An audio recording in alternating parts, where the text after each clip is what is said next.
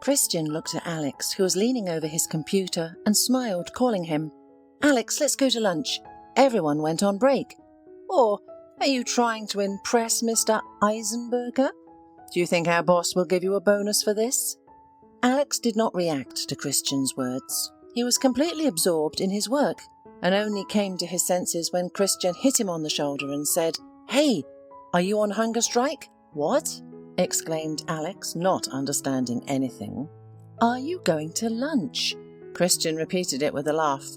"Listen, people like you used to be called bookworms, and you seem to be a computer worm." "Is that like a virus?" Alex smiled, then stood up and enjoyed stretching. "Oh, I'm so stiff." "You need a woman," said Christian, heading out of the office with his friend. "She would give you a massage, and wouldn't let you work." "I already had a woman," Alex said, waving his hand. "I'm fed up with that. I don't want to think about it anymore." The friends sat down at a table in a cozy cafe and ordered the meal. "Let's talk about you instead," Alex said to Christian. "I heard you're going on vacation soon. Have you decided where to go?" "Oh," Christian frowned. "Nothing depends on me in this case. Kelly decided long ago that we would all go to her mother's village. There's nature, a river, and all that. She promised we'd go fishing." "Great!" exclaimed Alex. "You'll rest for sure." "Oh, come on. You just don't know my mother-in-law. She always needs something fixed. The basement prepared for winter or the roof covered. There won't be time for fishing, that's for sure. It's a deadly bore. I even envy you sometimes. You are your own boss. You can relax however you want. Go where you want." "It's all relative, Christian," Alex said bitterly. "You know how I suffered with Delia, and I was glad when I divorced her. But now, I don't want to go home. No one is waiting for me there now. No one needs me. I'm 40 years old, and I have no family or children." Christian didn't know what to say to his friend.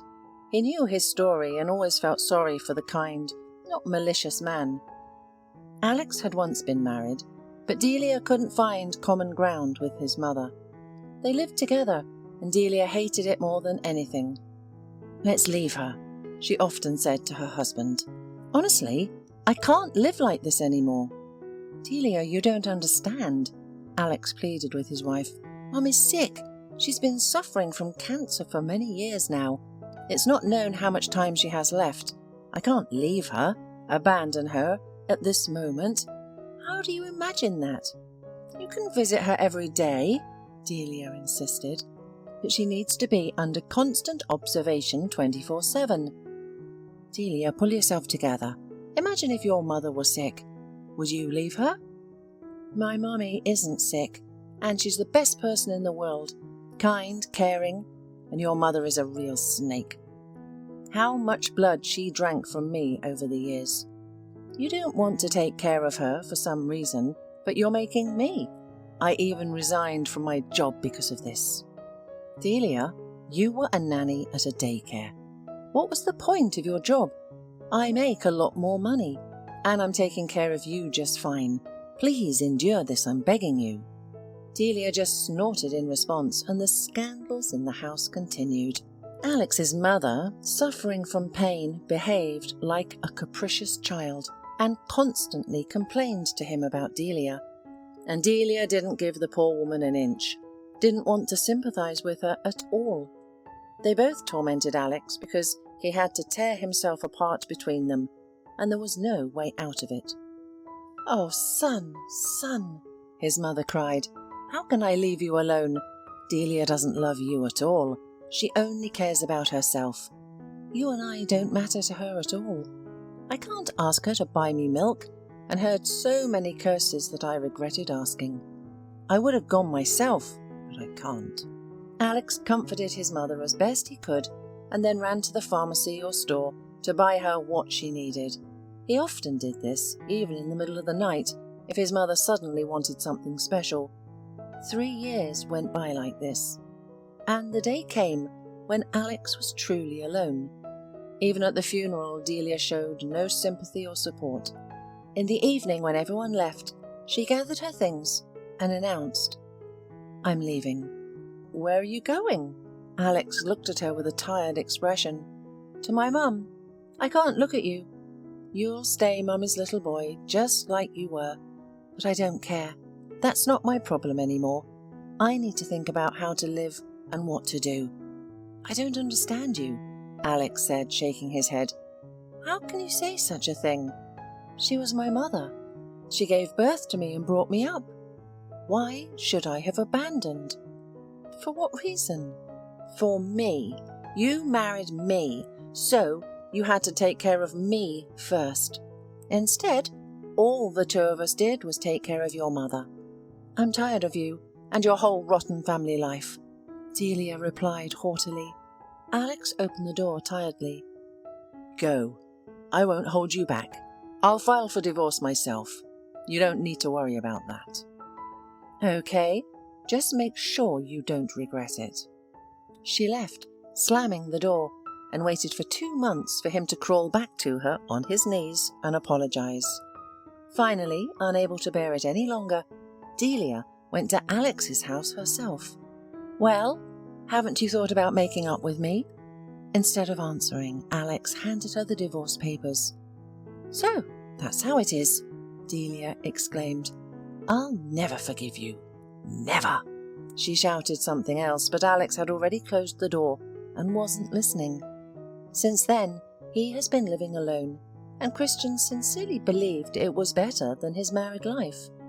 And suddenly, to his surprise, it turns out that Alex misses his family life. Then get married again, he advised his friend. There are plenty of women in the world. It can't be that one of them won't be yours. Well, maybe one of them will, Alex agreed, smiling. And in the evening after finishing work, he went to the parking lot and pressed the button on his key. A beautiful car immediately winked at him with slanting eyes, and Alex couldn't help but smile. He had bought it just 4 months ago and was still delighted with his purchase, like a boy. He pulled out of the parking lot and was already approaching his house when he saw a young girl trying to catch a ride. Without hesitation, Alex drove up to her and rolled down the passenger window.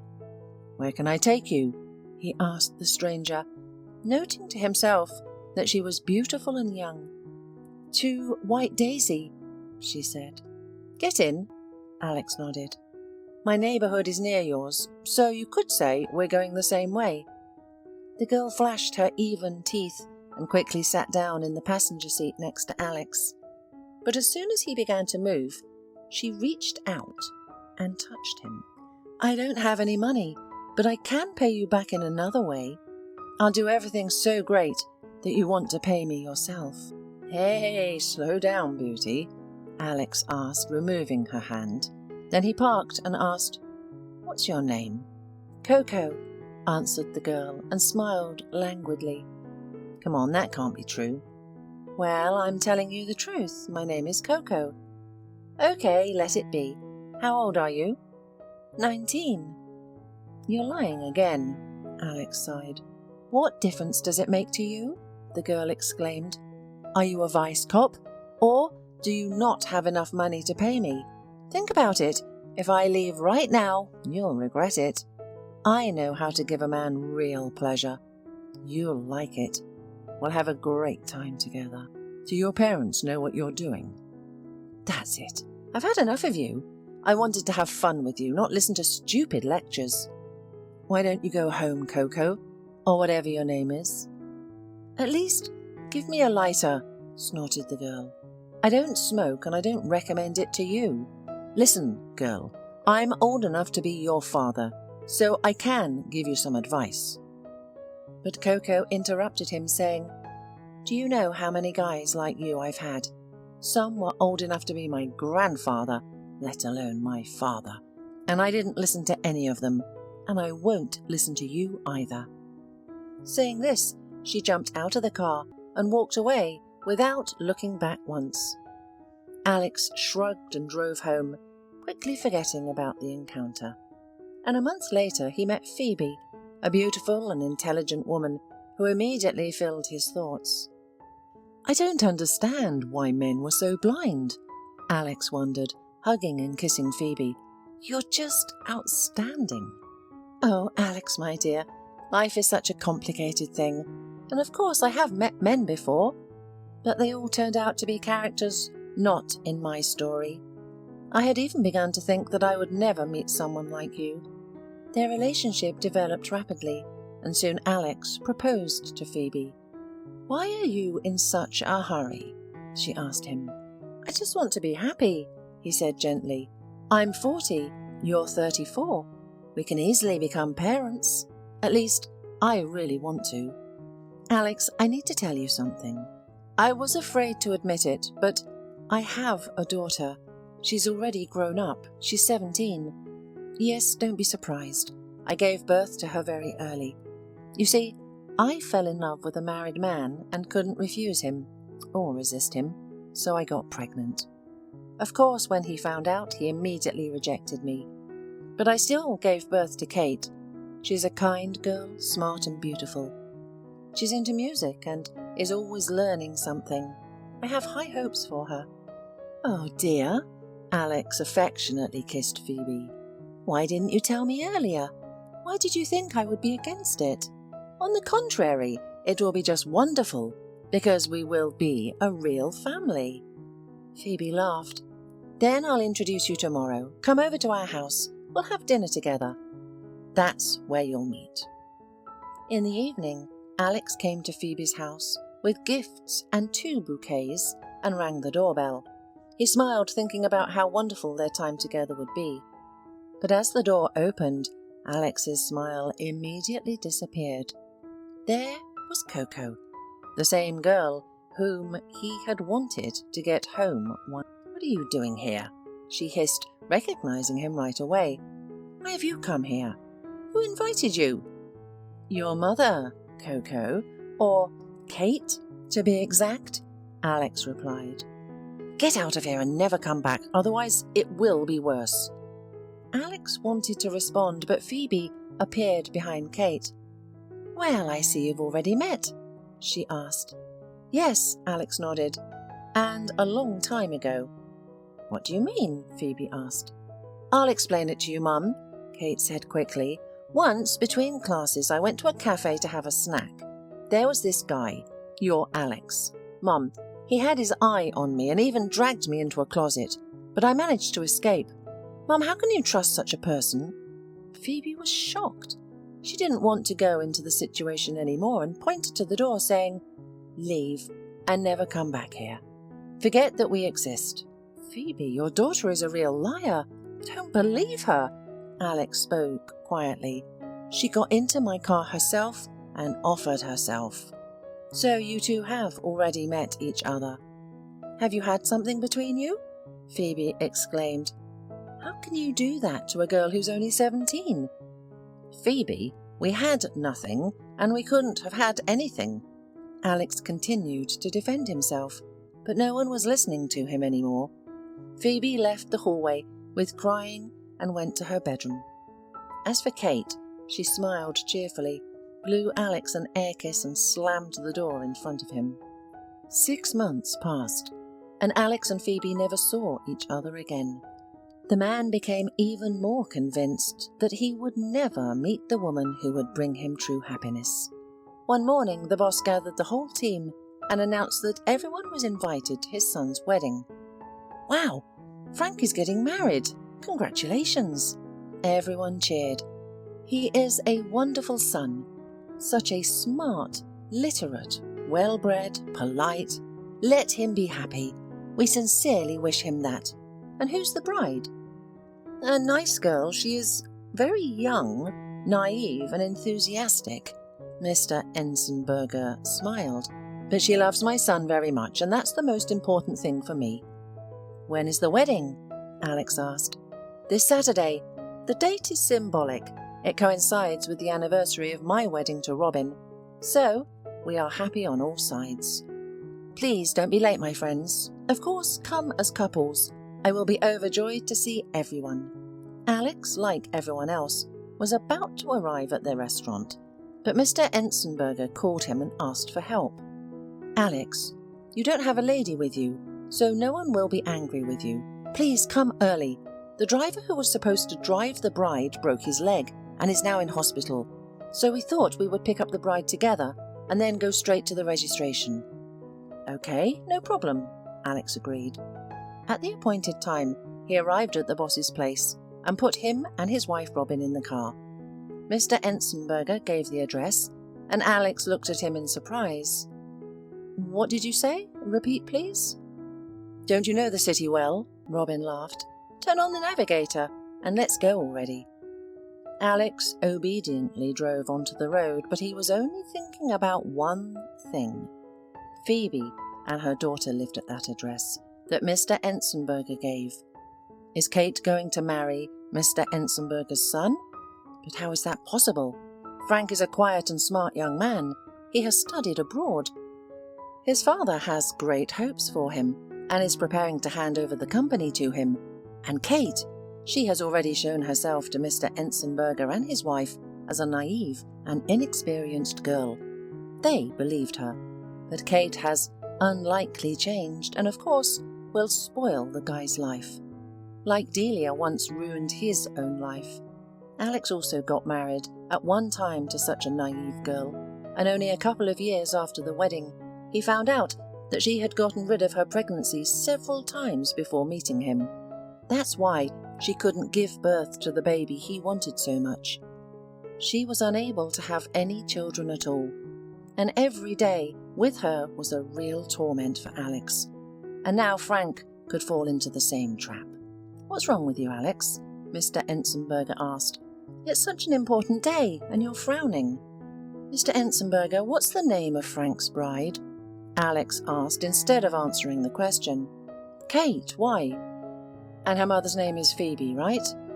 "Yes, a very nice, pleasant woman." Alex pulled over to the side of the road and stopped. "What happened?" Mr. Ensenberger asked in surprise. Alex's story didn't take long, but when he finished speaking, an oppressive silence hung in the car. Robin sobbed. "Oh, Ben, I told you this girl was no good and you didn't believe me." "I'm sorry, Mr. Ensenberger," Alex said, "but I could not help warning you. What you do with this information is up to you, but if I had kept quiet and something went wrong in Frank's fate, I would never forgive myself." "You did the right thing, Alex." Mr. Ensenberger touched his hand. "Now, let's go there. And if it's her, just nod to me." Kate, dressed in a beautiful wedding dress, bought for her by the groom's parents, shone as she handed out smiles left and right. Seeing Frank's parents, she hurried towards them, but suddenly stopped so abruptly, as if she had hit an invisible wall. It was Alex in front of her. The girl helplessly turned around, looking for support from her mother, who stood nearby, but she, too, did not take her eyes off Alex. Now Mr. Ensenberger didn't need any explanations. At that moment, the groom himself drove up to the bride's house. He got out of the car and headed towards his bride, but Mr. Ensenberger intercepted him and took him aside. They talked briskly about something for 5 minutes, and all this time, Kate didn't take her hateful eyes off Alex. Finally, Frank approached his bride. "Is it true what I have just heard?" Frank asked. "Frank," Kate muttered, "don't believe him, please." "So I can trust you?" asked the groom. She couldn't take it and looked away, looking back at Alex again. "I hate you!" she screamed at him in anger. "I hate you!" And then she ran away. Her mother ran after her, and Mr. Ensenberger turned to the guests, who had witnessed the ugly scene. "The wedding is cancelled," he said, "but we're all waiting for you at the restaurant. Today is the anniversary of our wedding with Robin. Please share our joy with us." Alex was upset and biting his lips, but Frank approached him and hugged him. "Don't be so nervous, and thank you, Alex. You know, everything happened so fast for us that I didn't even have time to realize it. She did everything to hook me, and I was blind." "It's okay, Frank. Everything will be fine for you eventually," Alex said. And a few days later, when Alex was walking to his entrance, he was attacked and got severely beaten. The last thing he remembered was someone's angry words. "It's revenge for Kate. Got it?" Alex woke up in the hospital, and the nurse, leaning over him, smiled at him and asked, "How do you feel?" "Everything hurts." "Don't worry, we'll give you a shot and you'll feel better. Just tell me how I can reach your wife." "My wife? I don't have a wife. I have no one. I'm alone."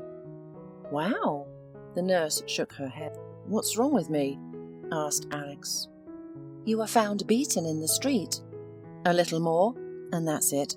But now you will live happily ever after, and I will dance at your wedding," said the nurse, winking at Alex. Alex smiled. "What's your name?" "My name is Joan." "I'm going to take you up on that, Joan." A year later, Joan danced with Alex at their wedding. Several years passed. Joan and Alex raised 2 charming kids and were delighted. They were also friends with Mr. Ensenberger and his family. Recently, Frank married a nice girl and was preparing to become a father. Frank thanked Alex more than once for helping him avoid a mistake. "Can you imagine, Alex, if it weren't for you, I wouldn't have met Maggie. By the way, did they find those who beat you up?" "No, Frank," Alex sighed. He often remembered what the guy said to him when he fell to the ground, and just protected his head from terrible blows. It's revenge for Kate. But he didn't tell anyone about it, and he tried to forget it himself. Once, Joan and Alex invited friends to spend time together, and while they were chatting, Joan told them about a patient named Phoebe who had come to them. Can you imagine her own daughter, Kate, beating her up with her partner? And sometimes she came to the hospital with a scandal. She always demanded money from her mother. We had to call the police. This little wretch Kate is so young, but she's already hit rock bottom. It seems that she and her partner are now facing a real sentence. Her mother is defending her, saying she's not guilty, and her boyfriend persuaded her. We're all just in shock, and this Phoebe still stands her ground. I feel so sorry for her. Alex, Mr. Weisenberger, and his wife exchanged glances and remained silent, and Frank hugged his wife tighter and smiled at her. Then Alex was the first to break the silence. "A man's fate is in his hands, and everyone chooses who and with whom to be."